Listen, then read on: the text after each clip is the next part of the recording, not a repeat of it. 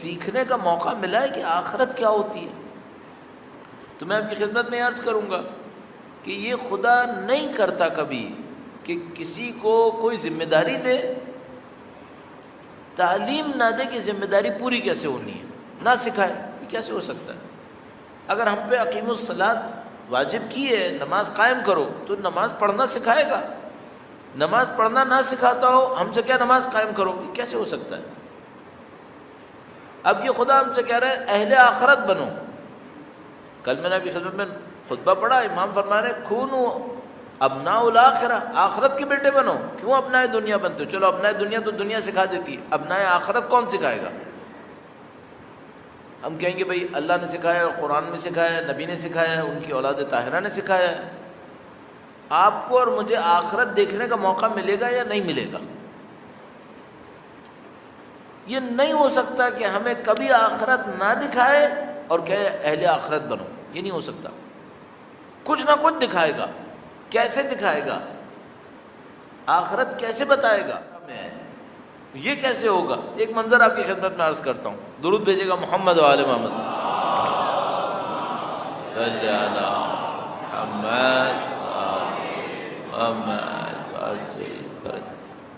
اب یہاں پہ جب میں اس چیپٹر کو شروع کرنے لگتا ہوں مجھے ڈر لگتا ہے کہ پھر لوگ فون کر کے اپنے خواب سنانا شروع کر دیں گے. نہیں، میں اہل خواب نہیں ہوں، نہ مجھے خواب کی تعبیر آتی ہے، یہ میرا کام ہی نہیں ہے. لیکن مثال دے رہا ہوں. آپ نے کبھی خواب دیکھا ہوگا؟ زندگی میں بعض لوگ بہت خواب دیکھتے ہیں، بعض لوگ بہت کم خواب دیکھتے ہیں. شاید ہی زندگی میں نے ایسا کوئی بندہ دیکھا ہو جو کہے کہ میں نے زندگی میں کبھی کوئی خواب نہیں دیکھا، مجھے نہیں ملا.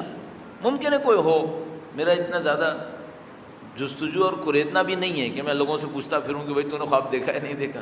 کوئی بتا دیتا ہے تو بتا دیتا ہے، تو دیکھا ہوتا ہے. اچھا، یہ جو خواب دیکھا، اس میں کچھ خواب ہوتے ہیں جو انسان کے رات کے کھانے کا اثر ہوتا ہے. رات کو دیر سے کھایا ہے اور اس کا وجود جو ہے وہ کھانے کے اثر میں ہے، وہ الٹے سیدھے خواب دیکھتا رہتا ہے. دن بھر اس نے نعوذ باللہ تعالیٰ کچھ غلط چیزیں ٹی وی پہ دیکھنی ہے، اس کے نتیجے میں خواب دیکھتا رہتا ہے. ایک دفعہ وہ خواب ہوتا ہے جو واقعاً خدا کا نظام چاہتا ہے کہ اس کو دکھائے. اب مثال کے طور پر فرض کر لیجئے کہ بھئی آپ نے خواب میں دیکھا، یوں ہی میں کہہ رہا ہوں، ضروری نہیں دیکھا نہ دیکھا نہیں کہ سب دیکھیں گے، ممکن نہ دیکھیں کوئی. مثلاً آپ نے خواب میں دیکھا کہ آپ خانہ کعبہ پر. اچھا، یہ جو آپ خانہ کعبہ میں کھڑے ہیں، آپ کیا کر رہے ہیں؟ آپ کیا کہہ رہے ہیں؟ یہ آپ کے کنٹرول میں ہے کیا؟ نہیں. مثلاً ایک آدمی خواب میں دیکھتا ہے، مثلاً ایسے ہی میں کہہ رہا ہوں کہ جیسے مثلاً کربلا کی زیارت ہوئی ہے. اچھا، یہ جب خواب میں دیکھ رہا ہوتا ہے کربلا کی زیارت ہوئی ہے، تو اس کے کنٹرول میں ہوتا ہے کہ کیا کہے؟ نہیں. امام کی زیارت ہوئی ہے، شرف نصیب ہوا، مثلاً اسے کنٹرول میں ہوتا ہے کہ کیا کہے؟ نہیں. یہ تو خواب میں جو لوگ امام کو اتنی سعادت حاصل کرتے ہیں، جیتے جاگتے دیکھتے ہیں، ان کے بھی کنٹرول میں نہیں ہوتا کہ اپنی مرضی سے کچھ کہیں. ارادہ غائب ہو جاتا ہے. البتہ کچھ لوگ ہیں جو بڑے ہی عجیب ہوتے ہیں، بڑے ہی پہنچے ہوئے ہوتے ہیں. وہ نہ صرف یہ کہ کہنے کے قابل ہوتے ہیں بلکہ اپنے درد دل کو بھی کہہ دیتے ہیں، غم کو بھی بیان کر دیتے ہیں. ایسا بھی کوئی جملہ بول دیتے ہیں جو امام تعریف بھی کرتے ہیں.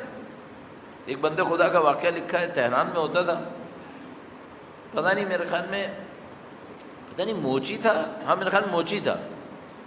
تو وہ بندہ خدا غریب آدمی تھا لیکن امام کا بہت چاہنے والا تھا. تو وہ یہ واقعہ واٹس ایپ کے اوپر بھی لوگوں نے بہت پھیلایا ہوا ہے. اچھا ہے، ایسی چیزیں پھیلنا بری نہیں ہے.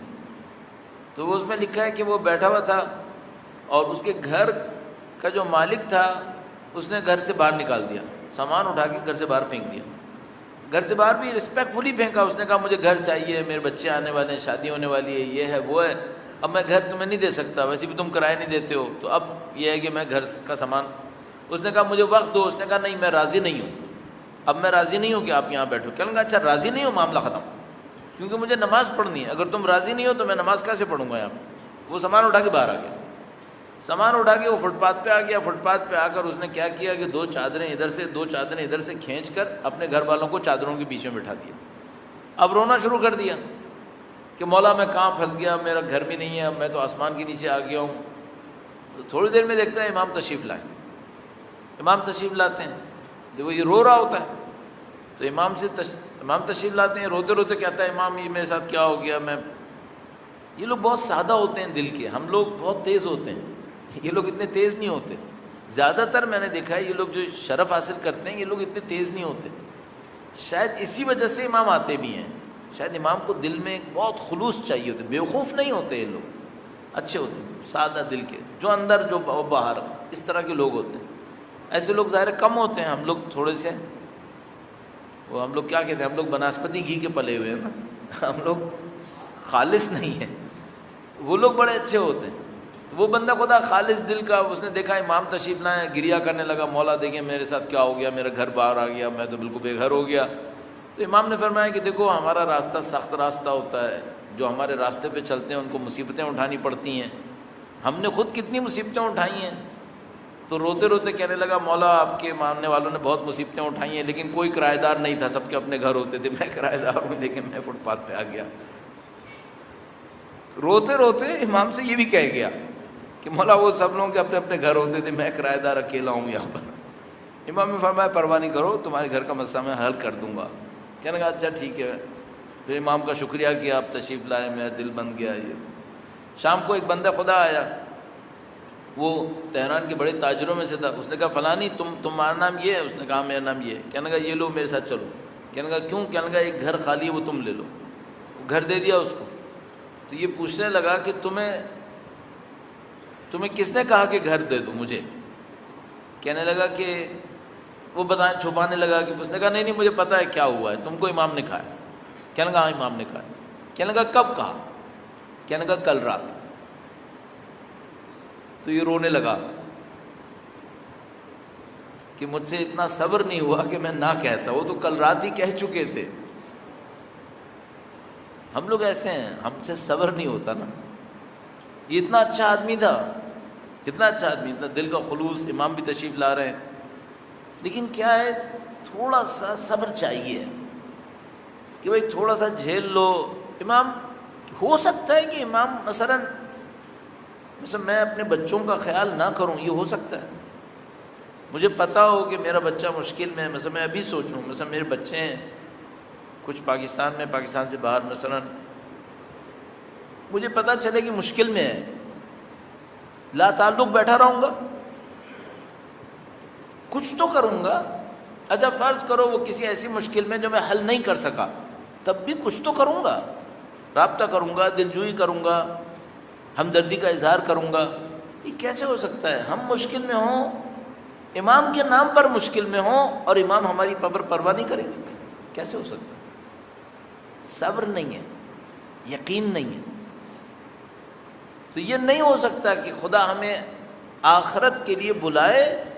امیر المومنین فہم فرمائیں کھونو ابناء الآخرہ، آخرت کے بندے بناؤ، آخرت نہ دکھائیں. یہ نہیں ہو سکتا.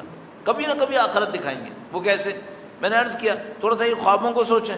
بعض اوقات انسان خواب میں ایک چیز دیکھتا ہے، مثلا دیکھا امام کے سامنے پہنچا، تو کیا یہ کہہ پاتا ہے جو اس کا دل چاہتا ہے کہ کہے؟ تو میں نے کہا نہیں ہوتا. کچھ لوگ ہوتے ہیں جو جیتے جاگتے دیکھتے ہیں کہہ دیتے ہیں، لیکن خوابوں میں نہیں کر سکتے. خواب میں بس ہو رہا ہوتا ہے. اچھا یہ کیوں ہو رہا ہوتا ہے؟ کیوں ہو رہا ہوتا ہے؟ یہ جو ہمارے اندر ہوتا ہے، اصلی خواب میں جو ہمارے اندر ہوتا ہے، وہ خواب کی شکل بن کر، واقعہ بن کر سامنے پیش آ جاتا ہے.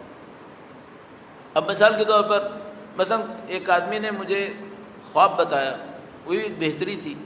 ایک اسٹوڈنٹ میرا ہوتا تھا قم میں.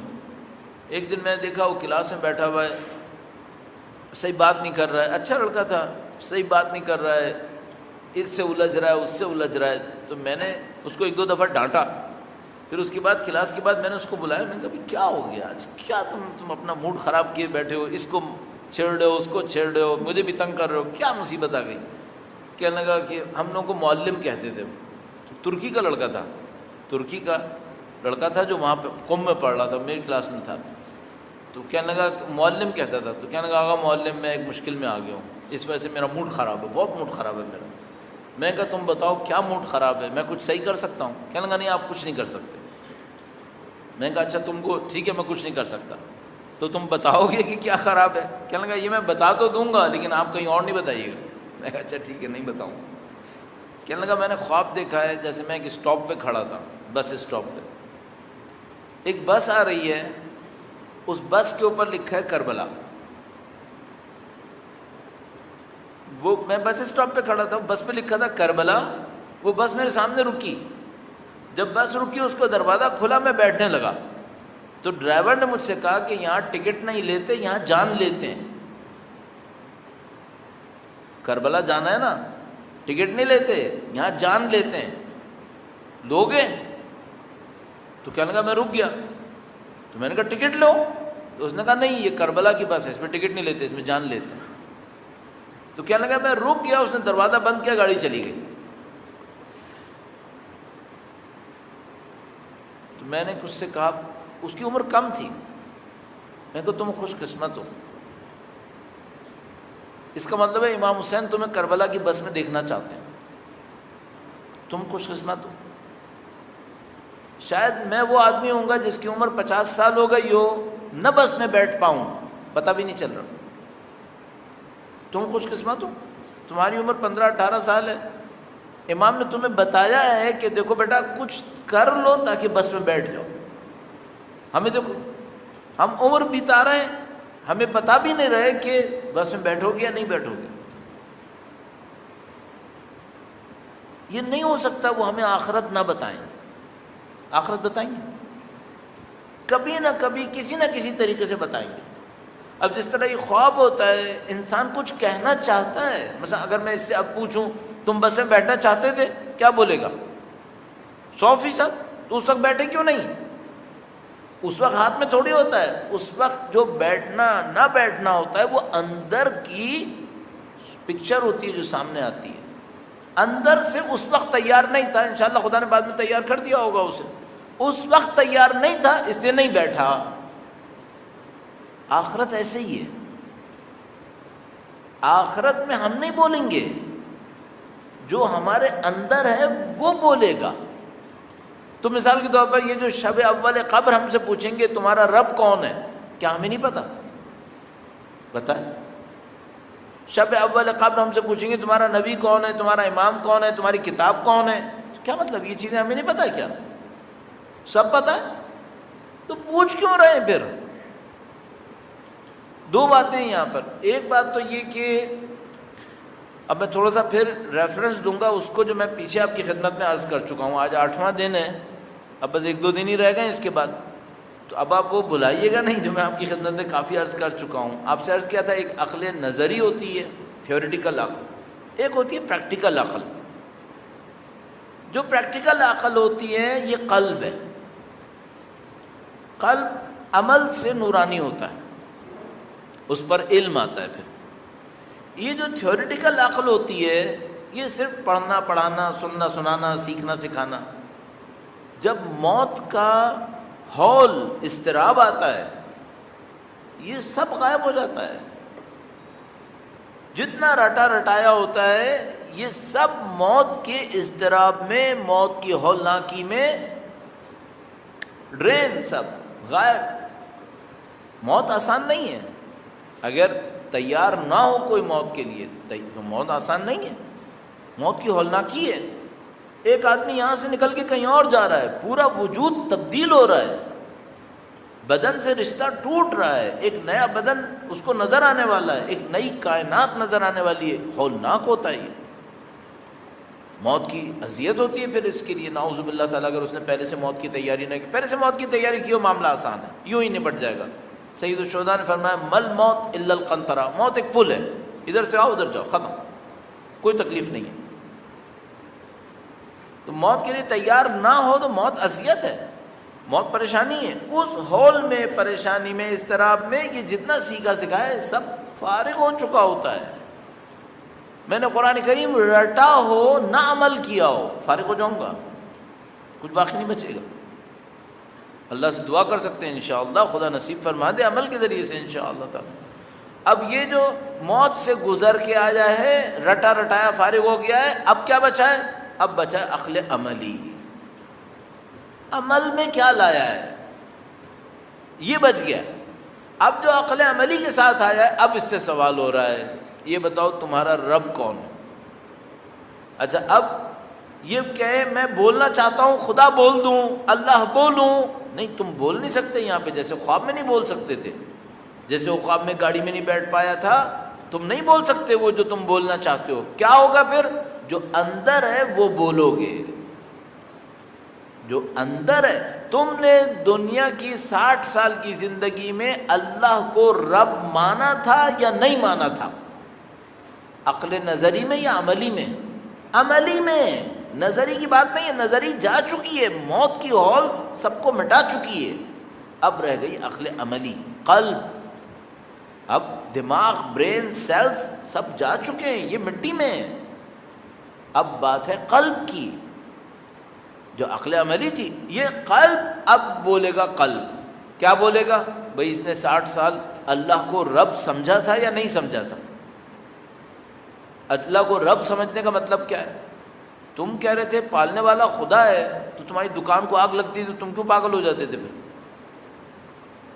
پالنے والا تو خدا ہے، دکان ختم ہوئی ہے، تم تو ختم نہیں ہوئے، خدا بھی ختم نہیں ہوا ہے، تم کیوں پریشان ہو رہے ہو؟ اگر رب خدا ہے، 2 آدمی تمہارے خلاف ہو گئے، 4 آدمی خلاف ہو گئے، تم کیوں پریشان ہو رہے ہو؟ ایک دفعہ تھوڑی بہت پریشانی آتی ہے ضعف ایمان کی وجہ سے، چلو چل جاتا ہے، ایک دفعہ اتنا پریشان ہوتا ہے دین کے خلاف عمل کرنا شروع کر دیتا ہے۔ دین نے کہا تھا اس سے جا کے ہاتھ نہ ملانا، ظالم ہے، جابر ہے، کافر ہے، فاسق ہے، دین کے خلاف ہے، اس کے جا کے سامنے التجا کر دیتا ہے، تو جو کہے گا میں وہ کر دوں گا، میرا مسئلہ حل ہو جائے۔ کیوں؟ سید الشہداء فرماتے رہے اس کا مقابلہ کرو، لوگ عبید اللہ ابن زیاد سے رشوتیں لے رہے تھے، کیوں؟ سید الشہداء کو عاشور کے دن کہنا پڑا کہ تم لوگوں نے ان سب سے رشوتیں نہیں ہیں، تمہارے شکم میں حرام بھرا ہوا ہے، لیا تھا تو امام حسین نے کہا نا۔ تو دین کے خلاف جا کر پیسہ کیوں لیا؟ یہ سمجھ رہے تھے کہ نعوذ باللہ اللہ رب نہیں ہے، عبید اللہ ابن زیاد پیسہ دے گا، وہ خدا رب ہے۔ اب جس نے عبید اللہ ابن زیاد سے رشوت لی تھی، امام حسین پہ شمشیر چلائی شب اول قبر، اس سے سوال ہوگا تمہارا رب کون ہے؟ کیا جواب نکلے گا؟ اللہ۔ کس طرح سے اللہ نکلے گا؟ اس کا شاید جواب نکلے گا عبید اللہ ابن زیاد، نعوذ باللہ تعالی۔ کیوں؟ اس نے خدا کے مقابلے میں عبید اللہ ابن زیاد کو ترجیح دی تھی، یزید ابن معاویہ کو ترجیح دی تھی۔ رب کے جواب میں وہ نکلے گا جو اس نے 60 سال رب عملاً مانا تھا۔ مشکل ساری یہاں پر ہے، خدا آخرت دکھاتا ہے لیکن ہم سے چاہتا ہے آخرت کی تیاری کرو۔ کیوں؟ آخرت میں ہماری منمانی نہیں چلے گی، ہماری منمانی یہاں ہو جائے گا۔ درود بھیجے گا محمد و آل محمد، اللہم صلی علی محمد و آل محمد وعجل مددی مددی